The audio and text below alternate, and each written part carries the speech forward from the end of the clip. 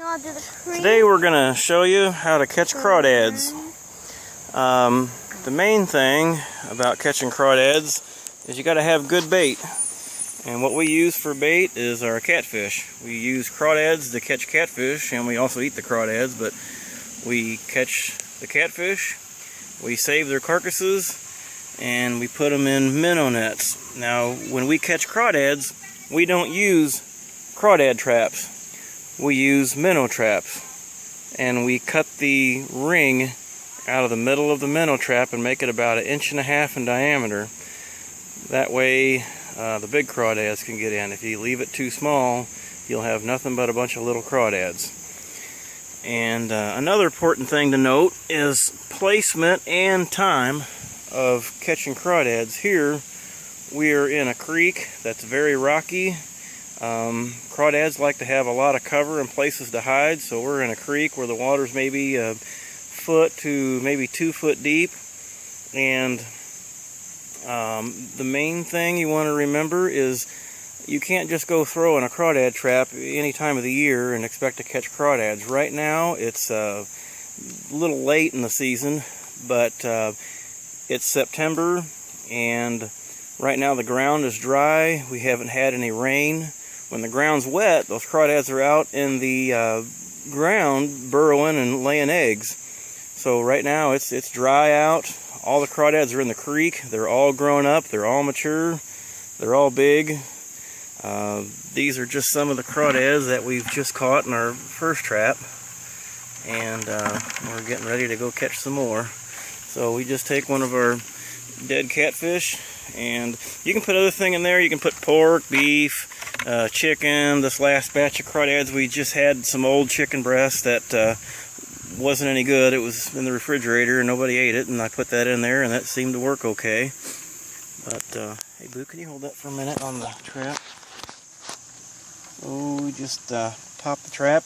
And again, it's very important to note, do not waste your money on expensive box crawdad traps.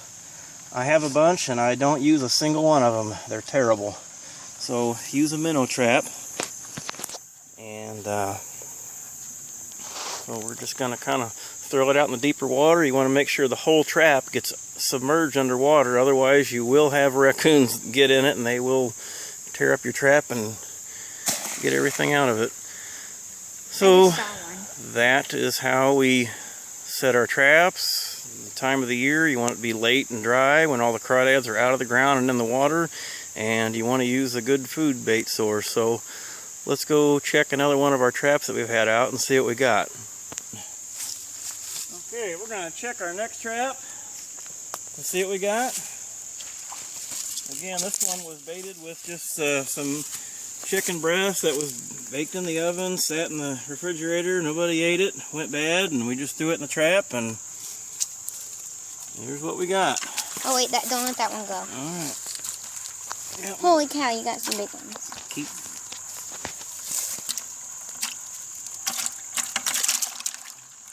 See, we got quite a few. Another thing you'll note, if you don't have a very big piece of meat, those crawdads will eat everything that's in there. So,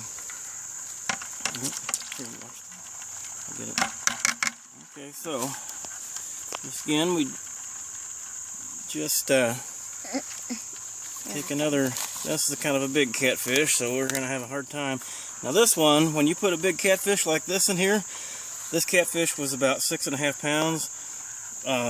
What's left of it is probably 2 or 3 pounds. But when you put that in here, this will last you a week, maybe longer. So once you get a big piece of bait like this, you can come back for almost a whole week and not have to worry about rebaiting it. Again, we got a rocky area. I know it's kind of hard to see with the glare from the sun, but it's a nice rocky area. Lots of cover where crawdads like to hang out. Some people may have grassy areas and stuff where the crawdads can kind of get in the bank and hide in the grass, but what you're looking for is a good place for a lot of cover for the crawdads to be in a creek. So we just throw her on out and come back and... Oh, by the way, crawdads, for the most part, are nocturnal a whole lot. And so we'll put it out at night. We'll come back and check it in the morning or the next day. And like I said, just one thing to remember. There's nothing that a catfish would rather eat than a crawdad, and there's nothing that a crawdad would rather eat than a catfish. Anyway, thank you for watching.